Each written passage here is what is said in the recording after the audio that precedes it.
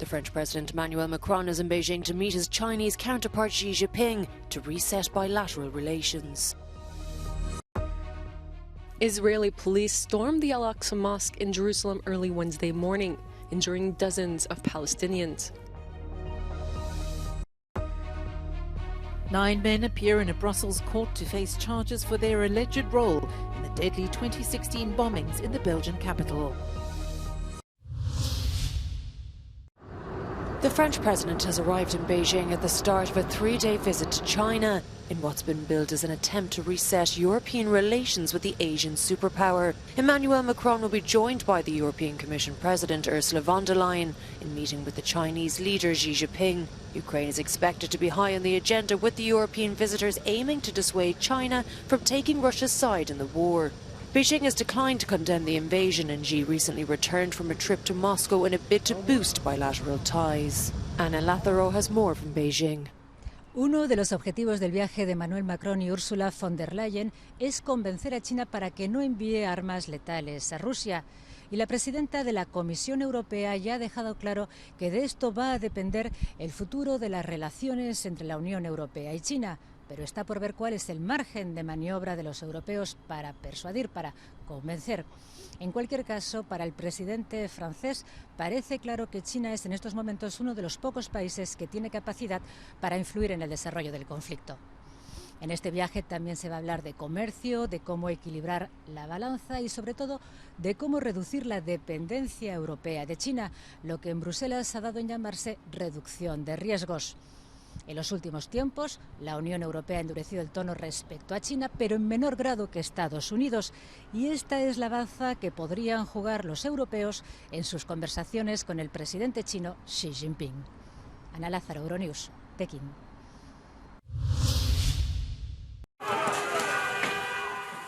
Israeli police stormed the Al-Aqsa Mosque in Jerusalem's Old City early Wednesday, reportedly injuring dozens of worshippers. Rockets were then fired from Gaza into southern Israel, prompting an Israeli airstrike on the Palestinian territory. Israeli police say they stormed the mosque after young people brought fireworks, sticks, and stones into the building, then barricaded themselves inside.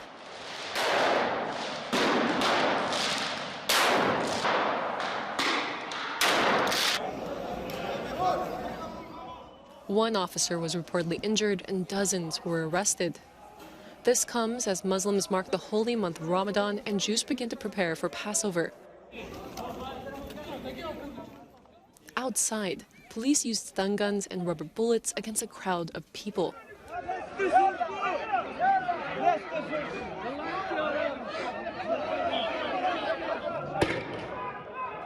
In Gaza, Israeli forces reportedly attacked 2 weapons manufacturing centers.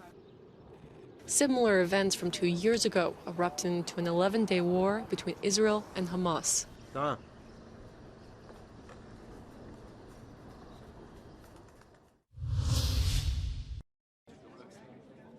Handcuffed and escorted by the police, 9 alleged jihadists appeared in a Brussels court today to face charges for their role in 3 suicide bombings in 2016, the deadliest peacetime attacks on Belgian soil.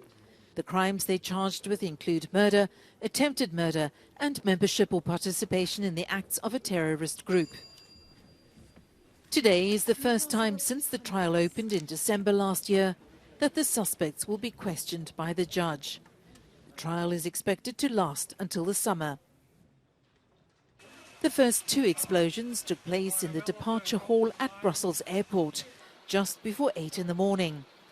An hour later, the second attack occurred when a suicide bomber blew himself up in a train carriage at a station on a central Brussels metro line. 32 people died and some 300 others were injured in the attacks.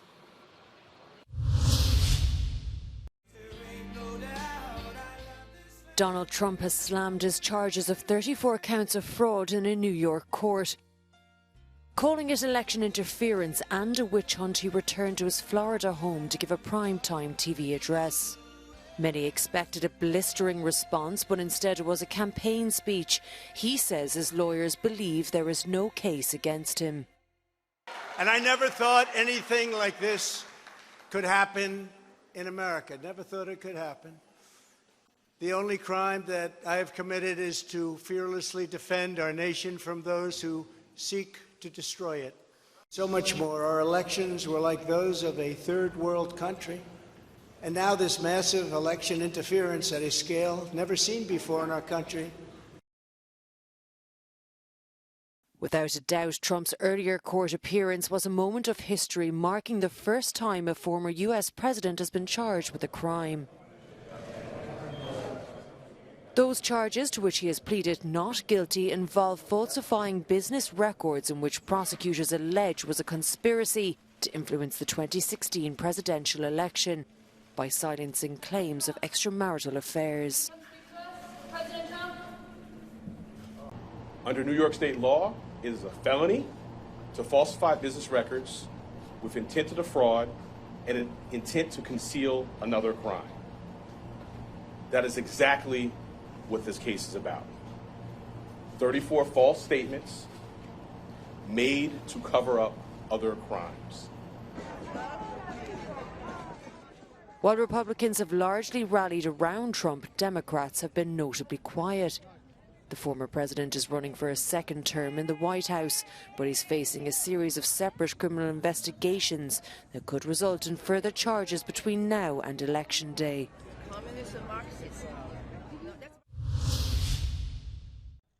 A warm welcome between the closest of allies. Ukrainian President Volodymyr Zelensky's visit to Poland is seen as a gesture of thanks to its neighbour that has welcomed more Ukrainian refugees than any other, over 1.5 million. Zelensky has made only a few trips outside the country since Russia's invasion, all to Ukraine's most powerful allies. This visit is unusual in that it was announced in advance and he was accompanied by his wife Olena. Poland recently unveiled plans to give around a dozen MiG-29 fighter jets to Ukraine, the latest and arguably most significant military donation to its war effort to date. Warsaw was also among the first nations to offer Western tanks and other modern artillery and armaments. Zelensky will also meet some Ukrainian refugees living in Poland, as well as take part in an economic forum on his country's future reconstruction.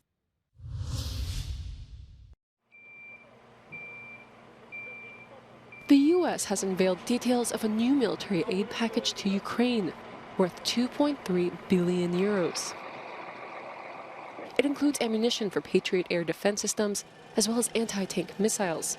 This, as politicians as well as representatives from the business world and charitable organizations arrive in Kyiv to talk about post-war development. Ukraine's president met the delegates, led by former U.S. Secretary of State Mike Pompeo. As Finland is welcomed into NATO, becoming the military alliance's 31st member, its chief also restated the group's commitment to Ukraine. Our meeting today underscored NATO's enduring commitment to Ukraine. Allies are ramping up the production of weapons and ammunition and delivering on their pledges of training and new heavy weaponry. A strong, independent Ukraine is vital for the stability of the Euro-Atlantic area, and we look forward to meeting President Zelensky at our Vilnius summit in July. Russia's defense minister told military commanders in Moscow the accession of Finland into the military alliance increased the risk of wider conflict. He also confirmed Russia had provided ally country Belarus with missiles that can carry conventional or nuclear warheads.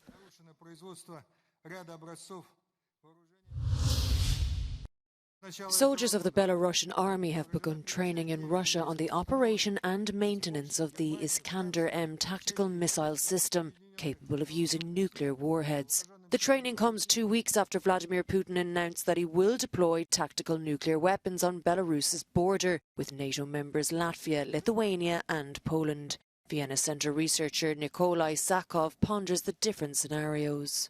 Nuclear weapons are political weapons. So right now we don't have specific information. So the number will likely be low, something like 10, 20. We don't really talk about very large numbers. Everyone really talked about aircraft. So it should be gravity bombs for aircraft A warning message seems to lead Vladimir Putin to cross another red line. This time, the message is aimed directly at Poland, according to the researcher. Now, and I'm pretty sure that since we are talking about short-range weapons, the main target in this case is not the whole NATO, but really Poland. Poland has been always at the front lines of assistance to Ukraine, pushing everyone. Poland advocates a very tough approach to Russia. Isn't really talking about completely defeating Russia, changing regime. So we're really talking about escalation at that specific kind of front. It's unknown when Russia will move its nuclear weapons to Belarus and where exactly they will be located. Moscow says it is building facilities to store the weaponry in the neighbouring country and that they will be ready by the 1st of July. It has also announced that it is working to modernise Belarusian aircraft so that they can carry such weapons, indicating that the announcement of the move could take time. We cannot be sure, but it seems that Russia will not actually move nuclear weapons to Belarus soon. The next stage will be construction of a storage facility. Conversion of aircraft is reportedly being done right now, as well as training the crews, right? But the actual movement of warheads will probably be the next kind of signal. It will be a separate step. So everything is now ready, but whether actually Russia will move nuclear weapons or not is the decision that will be made later.